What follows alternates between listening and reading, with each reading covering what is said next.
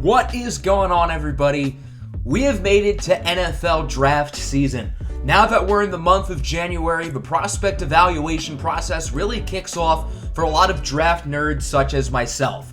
With the prospect evaluation process also comes mock drafts, which I know everybody gets super excited over. I have been doing a mock draft series on my channel for a number of years now, and I'm excited to have mock drafts coming back. However, it's going to be a little bit different this year. This will be the only mock draft on this channel. I have made a separate channel for my NFL draft content. The link is in the description. It's called Octi's Draft Talk. This mock draft, along with all my other draft stuff going forward, will be uploaded over there.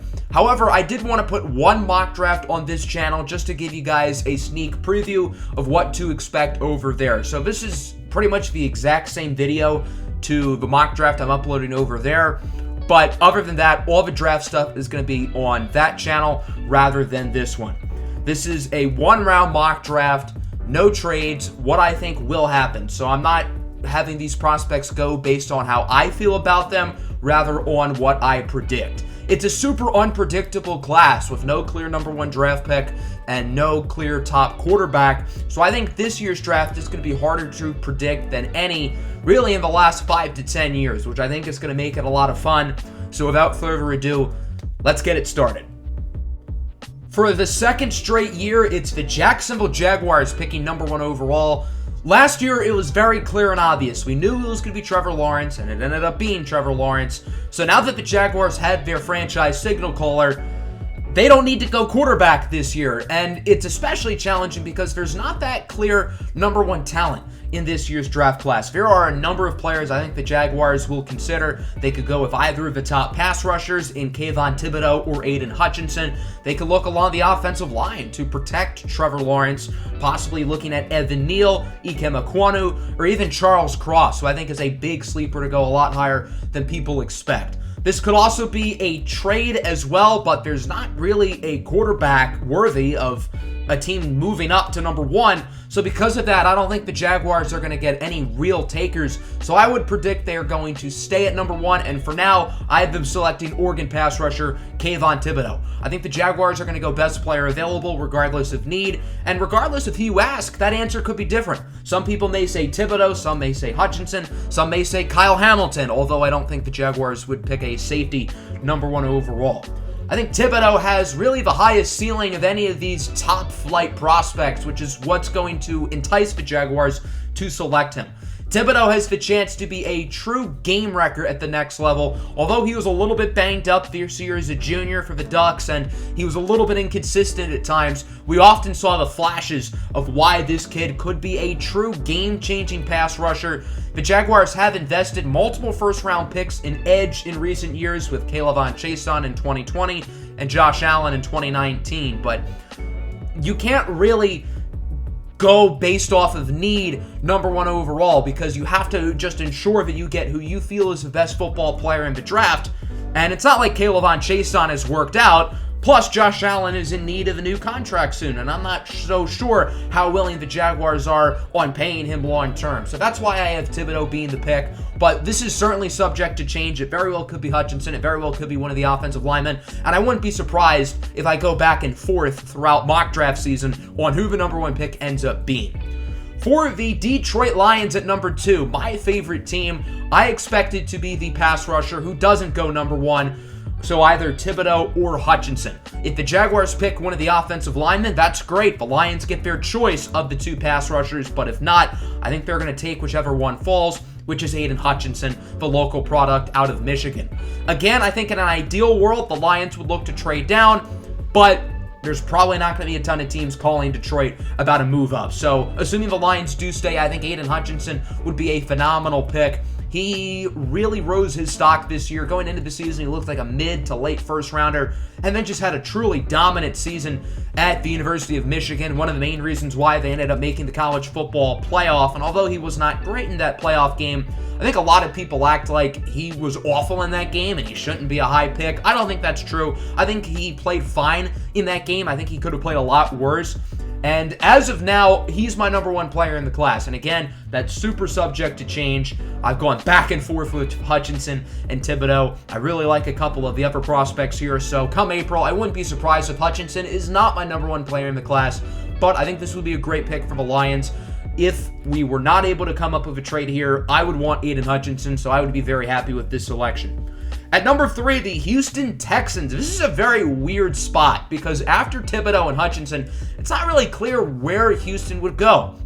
There are multiple offensive linemen projected in this range. I think a lot of people are expecting Neal to be the top tackle. And again, that wouldn't surprise me. A lot of things really wouldn't surprise me this year.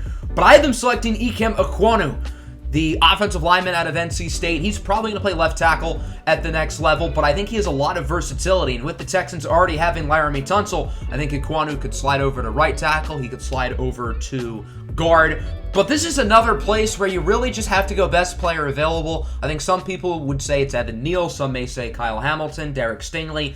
A lot of guys could fit the bill for who the Texans think is the best player on the board, but I think teams are going to be very high on Ikem Ekwonu. I think the league is a little bit higher than the draft media on Ekwonu, and I think he's going to go a little bit earlier than people expect. At number 4, the Jets select Evan Neal, offensive tackle out of Alabama. The Jets certainly want to improve that offensive line, and they've invested multiple first-round picks in the offensive line in recent years. They traded up to get Elijah Vera-Tucker out of USC last year, who had a fine rookie season, nothing spectacular, but he definitely looks like he's going to be a stable piece for the future. In 2020, they picked Mekhi Becton, who, when has been on the field, he has been great, but he spent pretty much the entire season injured. Some reports have said that the Jets may look to trade Mekhi Becton. He's out of shape. He's not really working all that hard to get back on the field because he was supposed to return towards the middle of the season from his injury, and he didn't come back at all. Personally, I don't think the Jets want to get rid of Mekhi Becton. I think most of those rumors are smoke, but regardless if they're real or not, I think the Jets may want to look along the offensive line. I think Evan Neal could slide right in over to right tackle. He is a gigantic human being, 6'7", 350 pounds, a mauling run blocker, very solid pass blocker as well. So I think this would be a really strong pick for the Jets. The Giants have 2 picks in the top 7, so we're going to talk about the Giants picks and then we'll go to Carolina. I don't think Giants fans are really going to like this mock. Charles Cross at 5 and Nakobe Dean at 7.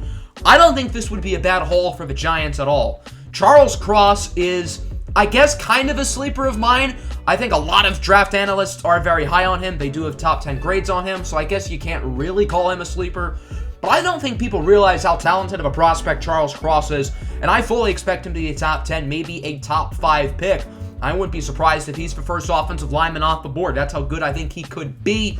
And it's no secret the Giants need offensive line very badly. They have to use at least one of these 2 picks on offensive line. And I think Cross is far and away the best one on the board.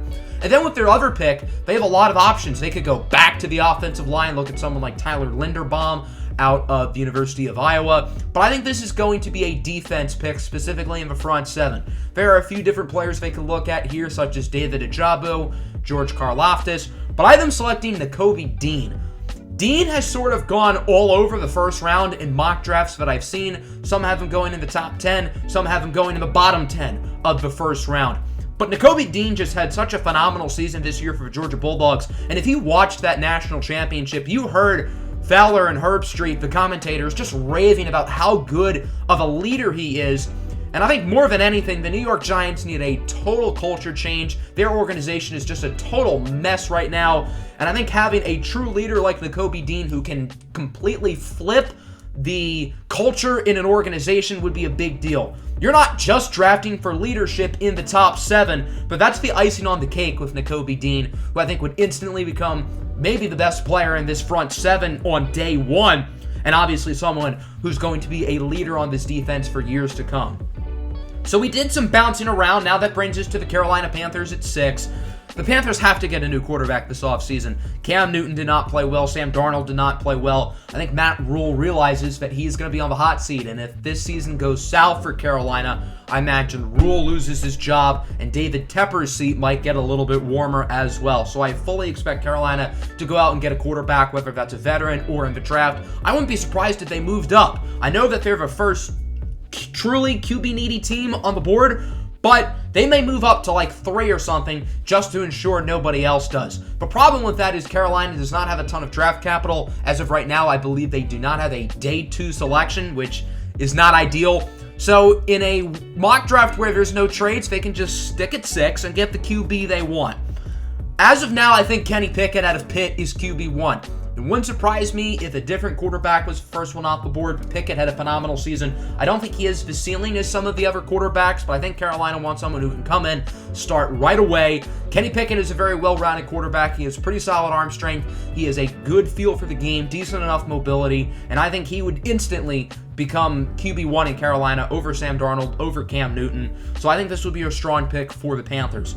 And then in 8, the Atlanta Falcons. This is another weird pick. I feel like you got to go best player available, and I don't think a lot of people really view that as David Ojabo. But Atlanta does have a massive need for pass rush. Their pass rush was probably the worst in the NFL last year by a wide margin, and getting someone in Ojabo who has freakish athleticism and a super high ceiling would make a lot of sense. I think most people expect Karlaftis to be the third edge rusher off the board, not Ojabo.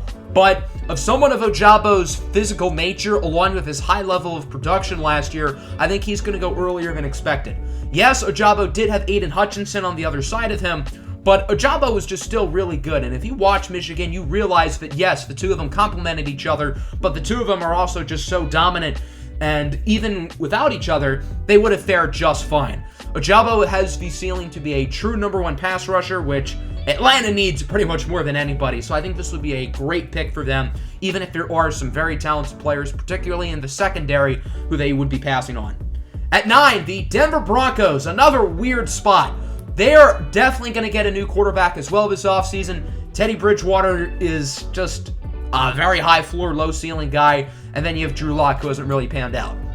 So if the Broncos do go QB here, I wouldn't be surprised.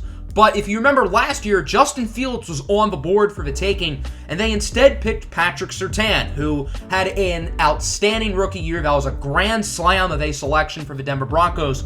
And I had them kind of doing that same thing, passing on a quarterback for a corner. I don't know how Broncos fans are going to feel about 2 corners in back-to-back years in the top 10, but if you have Patrick Surtain on one side and Derek Stingley on the other side, both Surtain and Stingley had the upside to be top-flight corners in the NFL, so having them on the same team, that would be very, very scary. The Broncos have shown that they're willing to pass on talented quarterbacks like Justin Fields and I guess Mac Jones as well last year. So Denver's not going to force themselves to pick a prospect if they don't really like him. Now, if there's a QB Denver loves, they're going to pick him here. But I think Justin Fields was a better prospect than any of the quarterbacks on the board here. So if Denver were to agree with that, there's no reason for them to pick a quarterback in this spot. I think Denver would rather go after a veteran anyway, but again, it really wouldn't surprise me if they do pick one of the QBs here at 9. At 10, the New York Jets, I imagine, were really hoping Derek Stingley would fall to them as they have a massive need at corner. But Kyle Hamilton is a very good consolation prize. I feel like that's a little bit unfair to say about Hamilton, who's arguably the best player in the draft, but safety is kind of an undervalued position. We saw Derwin James, for example, a top 5 to 10 prospect in his draft, fall to 17. I don't think Kyle Hamilton here is going to fall to 17, but I do think he has a very wide range. He could go in the top 5, but I think he could also go around the 10 to 12 area. I wouldn't really expect him to fall past there. But I think this would be a really strong pick for the Jets. Hamilton and Neal in the first round would be a great use of their picks. Washington at 11, another quarterback-needy team. I do have them going QB, but maybe not the QB people expect. Sam Howell out of North Carolina has really gotten a lot more buzz the past month or so. He started the year as a projected top 5 pick, but kind of disappointed. And really the past month or so, he started to get a lot of that top 10 buzz back. And I think teams are really going to like him. I think a lot of people would have expected Matt Corral to probably be the pick here. I think Corral goes lower than expected. That's sort of my bold January draft take, and that very well could change. But for now, I have Howell as QB2, and I have Malik Willis going with the very next pick to the Vikings. I think a lot of people are going to be surprised by this pick. Really the first wow selection of the draft, but hear me out here. I understand the Minnesota Vikings have bigger needs on both sides of the ball. I understand that the Vikings are a pretty good team, and maybe they want to run it back with Kirk Cousins next year, but you have to keep in mind, they fired their GM, they fired their head coach, so they're really just restarting. I imagine Minnesota's kind of going to rebuild. I'm not saying Minnesota's going to be a bad team next year, and I think Kirk Cousins will still be the starting quarterback, but I think Minnesota will actively seek out a replacement. They were heavily linked to Justin Fields last year, and I think had Fields fallen to them, he would have been their guy. Malik Willis has some similar athletic traits as Justin Fields, and I think this is a perfect landing spot for Willis because you get to sit for a year behind an established veteran in Kirk Cousins, and then you can be the guy. I really hope the team who drafts Willis does not rush him into the starting lineup because he's very raw, but I think he has a higher ceiling than any quarterback in this draft. I know the Vikings drafted Kellen Mond last year, but it seems like they kind of soured on him, albeit Spielman and Zimmer are fired. But I don't think Kellen Mond is going to stop them from drafting a quarterback. This front office who's going to be picking for them this year did not draft Kellen Mond last year. So if there's a quarterback they really like, I think they're going to take him. Again, I know this is a surprise pick, a little bit bold, but I think my rationale is fair. And although it probably won't happen, I think it does make sense. Cleveland at 13. They're going to go with Garrett Wilson, the first wide receiver off the board out of Ohio State. Wilson, for me personally, is wide receiver 1 in this class as of now, and I think this would be a really good pick for the Browns. They have one of the weaker receiving cores in the league. Odell Beckham is obviously out the door, and I think Garrett Wilson, keeping him in Ohio, would be a home run pick. Not a whole lot to say here other than that this would make a ton of sense. The Baltimore Ravens are definitely one of the most interesting teams in the draft this year because there are so many different ways they could go. I originally had Tyler Linderbaum penciled in here. I think he would make sense. They could look at an edge rusher. I would love the fit of David Ojabo here because the Ravens really know how to develop athletic and raw pass rushers. But I have them going with Ahmad Sauce Gardner, the cornerback out of Cincinnati. Gardner has quickly become one of my favorite players in this draft class, and sort of like Charles Cross, I would say Gardner's being a tiny bit slept on.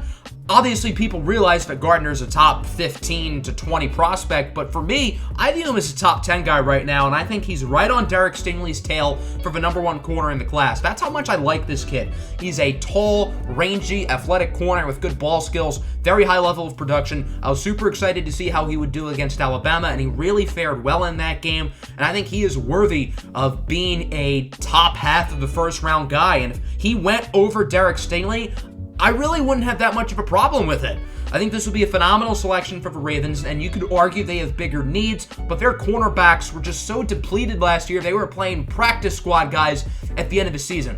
Marlon Humphrey and Marcus Peters are both coming back, but I'm not so sure Marcus Peters is going to be a long-term piece of the future. He's getting older. He's coming off a big injury. I believe it was either an ACL or Achilles. So if you could have Gardner and Marlon Humphrey as the 1-2 corner duo of the future, that would be pretty nice. The Philadelphia Eagles own 3 of the next 5 picks, including back-to-back selections here at 15 and 16. I have them doubling down on defense with linebacker Devin Lloyd out of Utah and edge rusher George Karlaftis out of Purdue.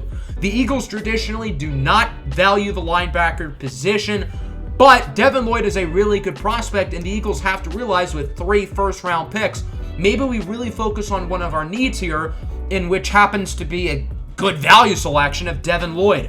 I personally think Nakobe Dean is a slightly better prospect as of now, but I do really like Devin Lloyd as well. He had an unbelievably good season at Utah. He would slide right into that Eagles defense, and I think he'd be a high-impact player early on.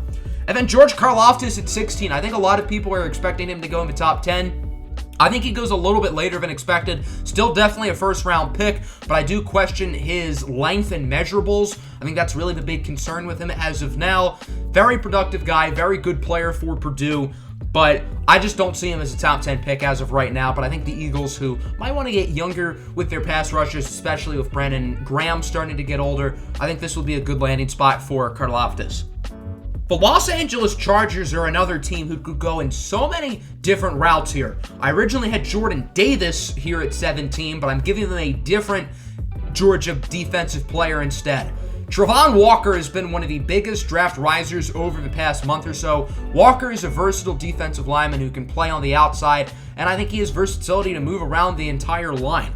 The Chargers' run defense was a disaster last year, so yes, plugging Jordan Davis in would make a lot of sense.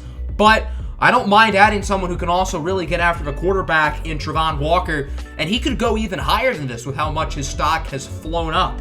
The New Orleans Saints at 18 select wide receiver Drake London out of USC. I'm not as high on Drake London as others. As of now, I don't see him as a first-round talent. I still think he's a good prospect, definitely a top 50 player in the class, but I'm just not as high on him as some people, but I do think he could be a really fun pairing with Jameis Winston in New Orleans.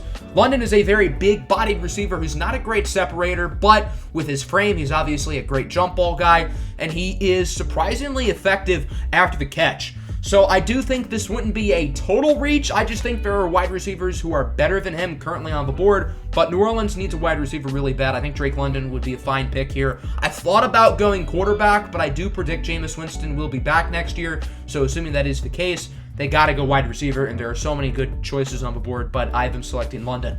The Eagles at 19, their third first-round pick of the day, are going to pick Tyler Linderbaum out of Iowa. I think some people are expecting the Eagles to go with a wide receiver in the first round, and although that certainly could happen with their only truly good receiver being Devontae Smith, I don't know if the Eagles want to use another first-round pick on receiver. I feel like they would rather go after a veteran option in free agency or on the trade market. I think Allen Robinson would make a lot of sense for the Eagles. I think they would just rather know what they're getting than rather risk taking someone who's not so good, like a Jalen Reagor or a J.J. Arcega-Whiteside. So I don't think the Eagles go wide receiver in round one. I do think they want to establish the trenches. They drafted a defensive lineman earlier with Karlaftis. Now getting an offensive lineman with Tyler Linderbaum, one of the best center prospects in recent years.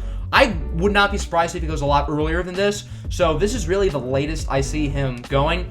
But the interior of the Eagles' offensive line is starting to get older. I believe Brandon Brooks has officially retired, and Jason Kelce very well could be out the door as well. The Eagles drafted Landon Dickerson in the second round, who had a quietly good rookie season. I know a lot of the attention has deservedly been on Creed Humphrey, who looks like one of the best players in last year's draft. But Landon Dickerson was good last year, and he can play center along with guard. He mainly played center at Alabama, but for the Eagles, he was mainly playing left guard. So you could have Dickerson as the center or as one of the guards of the future.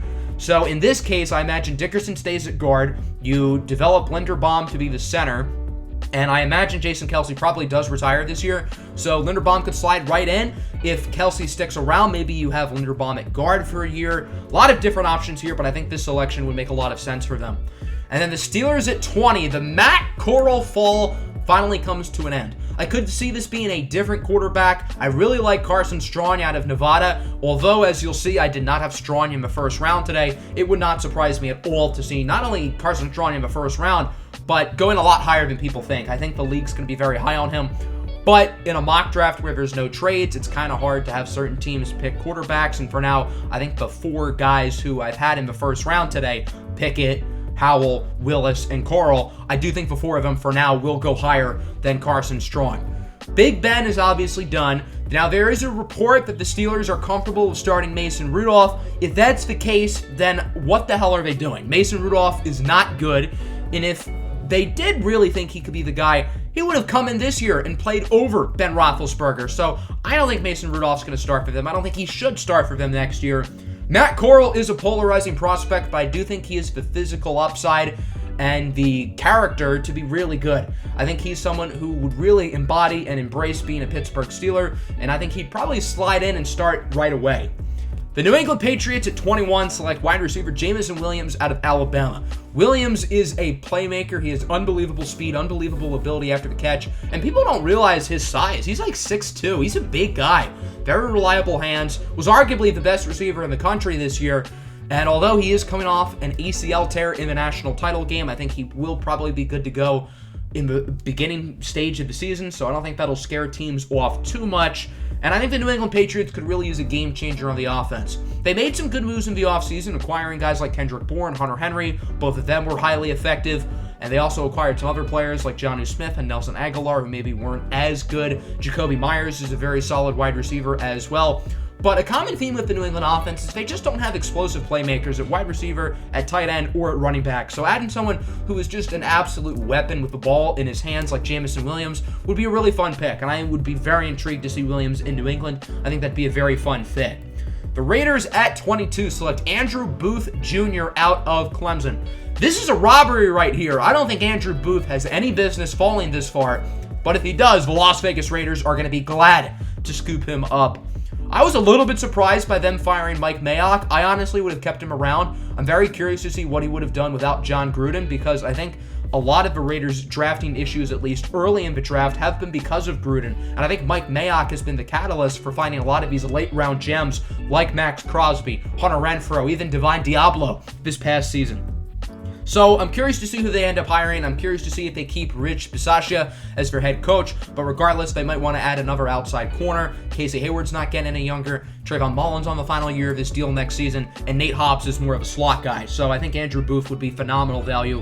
One of the better picks in the first round. The Cardinals definitely would have picked Andrew Booth, but they'll gladly settle for Roger McCreary as well. One of the best defensive players in the SEC this season. Obviously, Georgia and Alabama had plenty, but other than those two schools, I think maybe the best defensive player in the SEC was McCreary, who had an outstanding season for Auburn. The Cardinals have needed to go corner early for a while, and they just haven't. But maybe this year is the year that they do go with one here. There are a few different corners they could look at here. Maybe Kaiir Elam, Trent McDuffie as well could be another option, but for now, I have the selection being McCreary. And then 24, the Dallas Cowboys. I think they might want to add to their secondary. They could go corner here. They could go safety. I think a lot of people would have expected this to be like a Jaquan Brisker or a Daxton Hill, but Lewis Sin from Georgia had an outstanding end of the season. The kid's a playmaker, and I think he's going to go a lot earlier than people expect. The Cowboys' defense was massively improved this season, largely because of the addition of Micah Parsons, but they still do need to improve in the secondary, and I think Lewis Sin would be a pretty nice pick. Now on to the final 8 picks of the first round. The order of these selections is subject to change based on what happens in the postseason, so the order of these 8 teams are not final. But for now, the Bengals are first up here at 25. If they win, obviously they will pick later, but if they lose, they will select at 25, and they're going to pick Kenyon Green, offensive guard out of Texas A&M. I don't think the Bengals absolutely have to go with an offensive lineman in the first round, but they could use some help, particularly on the right side. I think Green not only can play guard, but also has the versatility to slide over to tackle, and value-wise, he's a good pick, so there's no reason for them not to select him here. The Dolphins at 26, their offensive line is a train wreck. Now again, if there's a really good value at a different position, you might have to do that, but there wasn't anybody who I thought made perfect sense outside of the offensive line, so because of that, we're going to give them offensive tackle Bernard Romaine, I hope I said his last name right, out of Central Michigan. Super high ceiling tackle. His stock has really improved throughout the season. I would probably prefer the Dolphins to get someone who's more of a high floor guy, just so they can get like a set starter. But I think Romaine here could be really, really good. And if the Dolphins develop him, he could be the franchise left tackle of the future. Jermaine Johnson II, edge rusher out of Florida State to the Buffalo Bills. I think the Bills could certainly look to add to the trenches here. Johnson is another player whose stock has really improved throughout the season, and I'm excited to see what he does at the Senior Bowl, and I wouldn't be surprised if his stock goes up even more throughout the offseason. He's a versatile pass rusher who can play with his hand in or out of the dirt, and I think the Bills would certainly value his versatility. The Lions at 28. This is an interesting spot. This could be a quarterback, although I really don't think so. A very large amount of mock drafts I've seen have the Lions going QB at 28. I don't think it's going to happen. I don't think it should happen, although I do like Carson Strong a lot. I wouldn't totally hate picking Strong here. Desmond Ridder out of Cincinnati is also an option, but I would be very surprised if we used a high pick on a quarterback this year. I think the most likely spot would be wide receiver or defensive back. Corner is a fine position on the Lions roster. Jeff Okudah is going to be back next year. Amani Oruwariye had a really good year. Jerry Jacobs was a phenomenal undrafted find. And Ifeatu Melifonwu, a third-rounder last year, played well when he was on the field. I think those 4 players are all pretty solid, but I don't think they're going to stop the Lions from picking a corner if there's one they'd really like. Trent McDuffie, Kaiir Elam, Martin Emerson, Kyler Gordon, all possible options. I think a safety as well could make sense. Regardless if Tracy Walker is back on the roster or not next year, which I really hope he is, another safety could be added. Jaquan Brisker, Daxton Hill would make a lot of sense. But wide receiver is also a massive need. There's still plenty of receiving talent on the board. You could look at Chris Olave. You could look at Jahan Dotson. A few different players who I think the Lions would consider. But I have them getting Treylon Burks out of Arkansas, a big-bodied athletic freak. He's a huge receiver who runs really well, super athletic. And I think you could compare him physically to a slightly less freakish version of DK Metcalf. I think the size and build and athleticism is there, and I think Treylon Burks will be a nice pick. If Hutchinson and Burks are our first 2 picks, I'd be pretty happy as a Lion fan. Jaquan Brisker out of Penn State to the Chiefs. They could look at wide receiver here. I think Jahan Dotson would be really fun on the Chiefs. Pair him up with Tyreek Hill and Mecole Hardman. Chris Olave as well would be really cool. But I think they're going to look to defense. The safety position has been not the best for them this year. Tyrann Mathieu cool, but Daniel Sorensen is awful. When Juan Thornhill has played, he's been very disappointing, so I think the Chiefs could look to go elsewhere. And I think that very well could be Penn State's Jaquan Brisker. Chris Olave to the Bucs at 30. This time last month, the Bucs had probably the best receiver trio in the league, but Antonio Brown's obviously not coming back. Chris Godwin is a free agent at the end of the year. He played on the franchise tag this past season, so I imagine he really wants an extension or just a new long-term contract. I wouldn't be surprised if they're unable to pay him. So they may look to draft a wide receiver early. I thought about Jahan Dotson here, but I think Chris Olave would make slightly more sense. The value here at 30 is very good, and I think he is a reliable target, someone who's going to be NFL ready right away, and someone who I think Tom Brady would really like. The Titans at 31, I think this might surprise some people, but we have a tight end, Trey McBride from Colorado State. Huge sleeper of mine. I'm a huge fan of Trey McBride. I think he is tight end 1 in this class, in my opinion. And the Titans do need a tight end quite badly, so I would not be surprised if McBride slips into the end of the first round, and I think Tennessee makes more sense than anybody. And then the Packers at 32. Best player available here with Jordan Davis. I don't think it's necessarily a natural fit, as the Packers do already have Kenny Clark, who's arguably the best nose tackle in the NFL. But as I like to say, good players make it work. I think having Clark and Davis together, although they play pretty much the same role, I think the two of them could work. And for Davis to be on the board here at 32, I think it's going to be hard for the Packers to pass him up. There are a number of spots throughout the first round that I considered having Davis go, but I had him slip all the way to the end, and he won't fall past 32. So that's going to conclude my mock draft 1.0. I'm excited to have more mock drafts coming in the future on the new Octi's Draft Talk channel. My future mock drafts will likely be 2 to 3 rounds. And as we get closer to the draft, I'm going to start incorporating trades. I'm eventually going to have a what I would do mock draft in the future, as well as my big board. All of that coming within the next few months, as well as some combine talk as well, assuming there is a combine this year. So again, hope everybody enjoyed. Make sure to like button. Make sure to subscribe to the channel. Peace out.